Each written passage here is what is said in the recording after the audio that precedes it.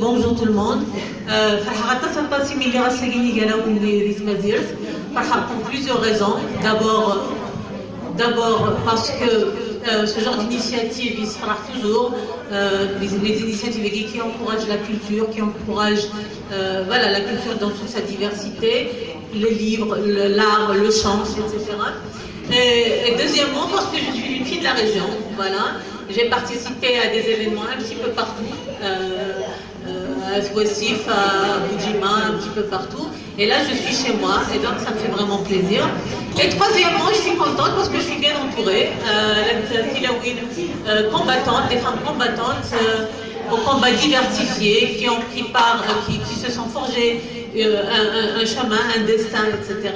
Et je suis contente d'être parmi elles pour qu'elles nous parlent de leurs expériences et de leurs combats.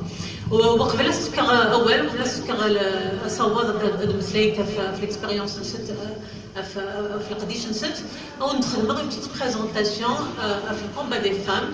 Et le combat des femmes, d'abord, c'est vrai que c'est un sujet très vaste. Le combat des femmes dans l'histoire, c'est un sujet très vaste parce qu'il traverse les époques et il traverse aussi les nations, les frontières.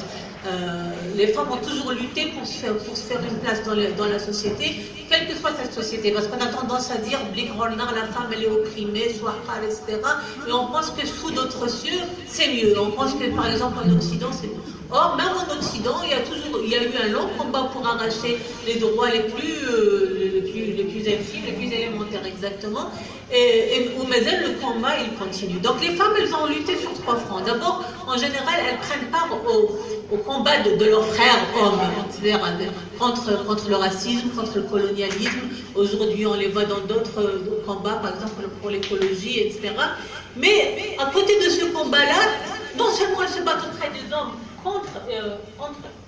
contre un oppresseur, mais à cette oppression-là étrangère s'ajoute l'oppression de leurs propres frères, souvent. Je vais parler de ça en général.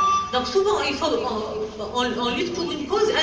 Les femmes, elles ont été exclues de la cause. Un autre combat supplémentaire pour s'affirmer, pour se faire une place. Il y a le Wajh Mafnansa. Donc les droits les plus élémentaires, et en plus de ça, il faut lutter contre les mentalités.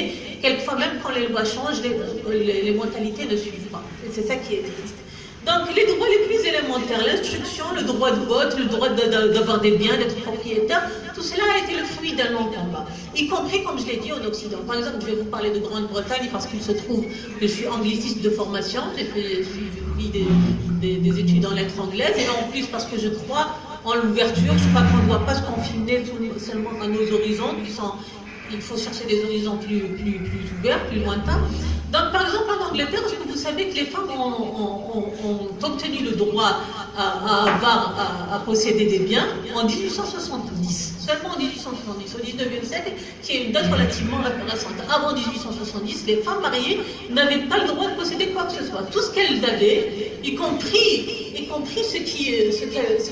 ce qu'elles ont obtenu par leur propre effort, ou ce dont elles ont hérité de leur père, par exemple, ou ce qui leur a été donné, etc., devient systématiquement la propriété de leur mari.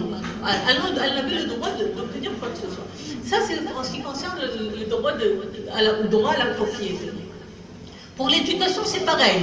Alors, je vais vous donner des exemples connus. L'exemple de Cambridge et d'Oxford. Vous connaissez tous Oxford et Cambridge, qui sont deux universités très prestigieuses, aujourd'hui encore des universités très prestigieuses. Ces universités-là ont été fondées au Moyen-Âge. L'université d'Oxford a ouvert ses portes en 1167. Et l'université de Cambridge a ouvert ses portes en 1909. Mais les femmes ont commencé à être admises dans ces universités qu'au XXe siècle. Les premières femmes ont commencé à aller à Cambridge en 1878, donc à la fin du 19e, mais elles n'ont eu le droit de suivre des formations diplômantes, c'est-à-dire d'avoir un diplôme de l'université, qu'à partir de 1920. Pour Oxford et pour Cambridge en 1948. Donc les droits aux études, notamment aux études universitaires, est venu très tard, des siècles et des siècles après la fondation de ces universités-là. C'est dire s'il a fallu un très long chemin, un très long combat pour enfin les femmes aient le droit d'aller à l'université, y compris dans les pays où les universités existent depuis très longtemps. Et puis il y a eu le droit de vote qui a commencé notamment au 19e siècle, là encore, notamment en Grande-Bretagne. Il a commencé à la fin du 19e, pardon, et au début du 20e, il y a eu, en 1903 notamment, il y a eu le mouvement là pour ce qu'on appelle les suffragettes. On appelle le mouvement des suffragettes, tout simplement parce que des femmes qui demandaient droit au suffrage, droit au vote, pour que les femmes prennent droit au vote. Et là aussi, c'était pas évident, et ce n'était pas gagné d'avance. Aujourd'hui, ça nous semble élémentaire, le fait d'aller à l'université, le fait de voter, ça nous semble évident, ça n'a pas toujours allé ça n'était pas toujours le cas. Donc, et les femmes ont parfois payé de leur vie ce combat-là. Par exemple, il y a le cas de Emily Davison, qui était une suffragette justement, qui militait pour le droit de vote. Et en 1913, le 4 juin 1913, elle était spectatrice, elle faisait partie des 500 000 spectateurs lors ce qu'on appelle le Derby d'Epsom, c'est-à-dire c'était une course hippique, une course de chevaux. Il y avait un monde fou, il y avait 500 000 personnes. Et elle, tout à coup, pour mieux défendre sa cause, elle décide d'aller coller le drapeau de leur mouvement, qui défendait le droit de vote, sur la bride d'un cheval. Elle décide comme ça, parce qu'il y a 500 000 spectateurs, elle se dit c'est ma chance d'être vue, tout le monde va nous voir, tout le monde va comprendre notre cause, notre combat. Et elle se lève pour aller placer ce drapeau-là de leur drapeau sur la bride du cheval. Je ne sais pas, peut-être qu'elle pensait qu'elle était terminée. Or, la course n'était pas terminée et elle se fait écraser par le cheval qui venait derrière et elle meurt de ses blessures. Je vous donne cet exemple-là pour vous dire, tout souvent on réduit le combat féministe à, je ne sais pas, des petites manifestations de rue, etc. Il y a des femmes qui sont mortes pour ce combat-là, pour avoir les droits qui aujourd'hui nous semblent élémentaires. Et bon, ça je vous ai donné l'exemple des exemples de Grande-Bretagne, mais c'est le cas partout. En France, par exemple, lors de la Révolution française, on a voté lors du déclenchement de la Révolution française, on a voté la déclaration, vous le savez tous, la déclaration des droits de l'homme et du citoyen. Mais la déclaration des droits des femmes et de la citoyenne a été votée plus tard. Il y a une femme qui s'appelle Olympe de Gouges, qui a rédigé cette déclaration des droits de la femme et de la citoyenne 2 années après la déclaration des droits de l'homme. Voilà, parce qu'elle sentait que la femme était exclue donc la Révolution française était censée libérer tout le peuple, mais elle n'a pas libéré les femmes. Il a fallu que la déclaration des femmes suive plus tard. Et Olympe de Gouges a été guillotinée. Elle est morte. On l'a pas guillotinée on l'a pas guillotinée à cause de la déclaration de la femme et de la citoyenne. On l'a guillotinée parce qu'elle était en désaccord avec les principaux acteurs de la Révolution française, Marat, Robespierre, etc. Donc on l'a guillotinée. Mais ce qui est intéressant, c'est que lors de son procès, on n'a pas critiqué seulement ses idées. Il était pour le fédéralisme, pour un ami. On a commencé à critiquer sa vie de femme, c'est-à-dire que c'est une femme impudente, au lieu de s'occuper de son ménage, elle s'occupe de politique, etc. Et le procureur, s'il vous plaît. Et le procureur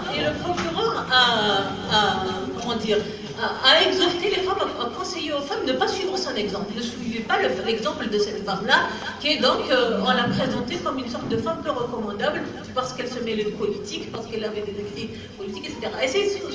Et souvent, les femmes qui militent ne militent pas seulement pour leurs idées, elles doivent aussi se battre contre ce genre de préjugés, contre ce genre d'accusations. C'était pareil pour Simone de Beauvoir. Je suppose que vous avez tous entendu parler de Simone de Beauvoir, qui est une icône du féminisme et qui est connue pour son livre intitulé Le deuxième sexe, publié en 1949. Le deuxième sexe étant bien sûr la femme telle qu'elle est vue traditionnellement dans une société patriarcale. Et donc elle décortique les origines de ce préjugé envers les femmes, etc. Elle donne des raisons historiques, des raisons biologiques, etc.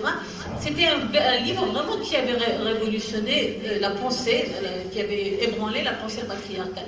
Mais quand le livre est paru, on ne l'a pas seulement attaqué sur ses idées, on s'est mis à l'attaquer, on l'a encore dans sa vie de femme, etc.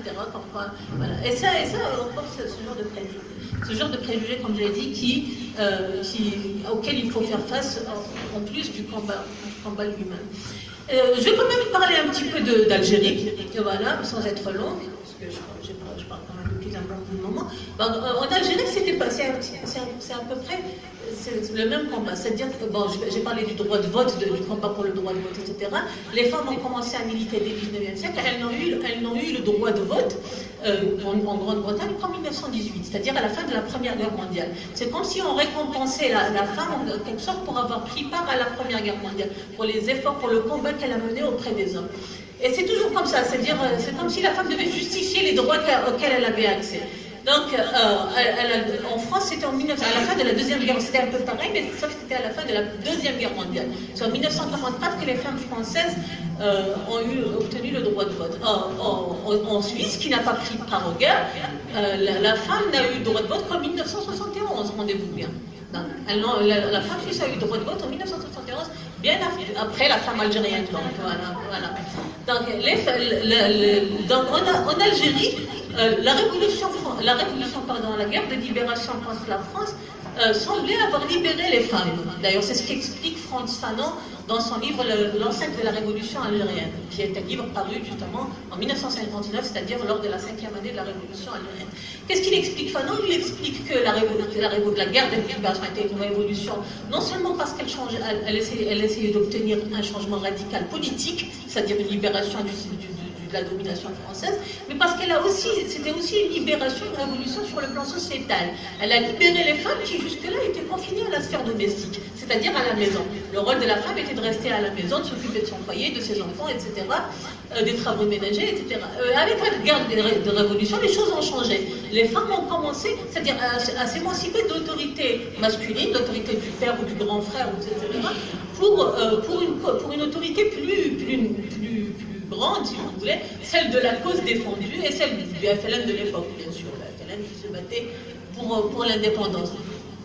Et donc, les femmes ont commencé à rejoindre le maquis, les femmes ont commencé à porter les armes, à servir d'infirmières, etc. Tout cela, c'était un changement total. En plus, d'autres changements, par exemple, lors des mariages traditionnels, il faut passer par le père, etc. Les mariages FLN, c'était différent. C'est passé dans le maquis, etc., sans la présence des parents. Donc, tout semblait faire croire que la guerre de libération a vraiment libéré les femmes. C'était un nouveau mode de vie qui commençait. Mais c'était vite le désenchantement parce que dès la fin de la guerre de libération, les femmes ont été priées de rentrer chez elles.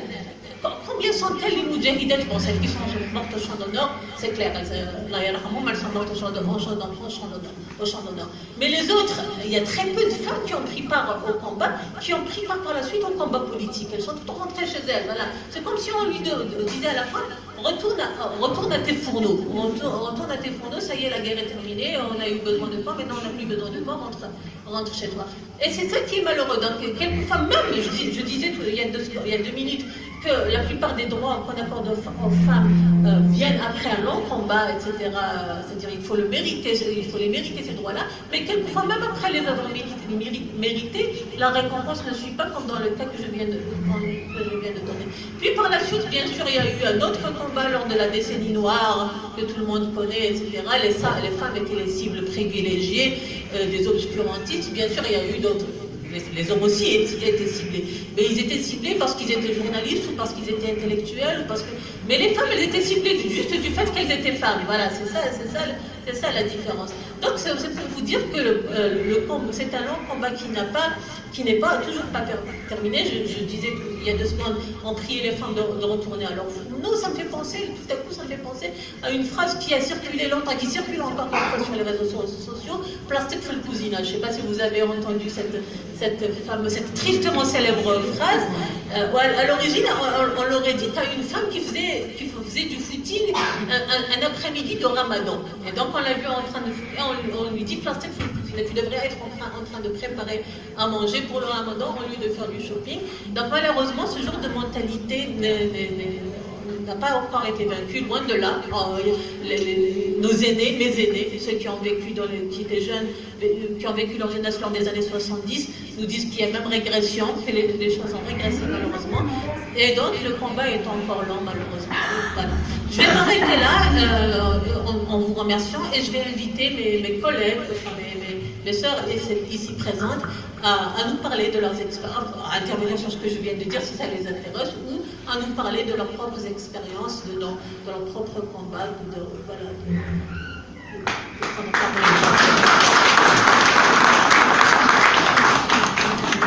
Exactement. Donc on va commencer par notre doyenne, la doyenne ici présente.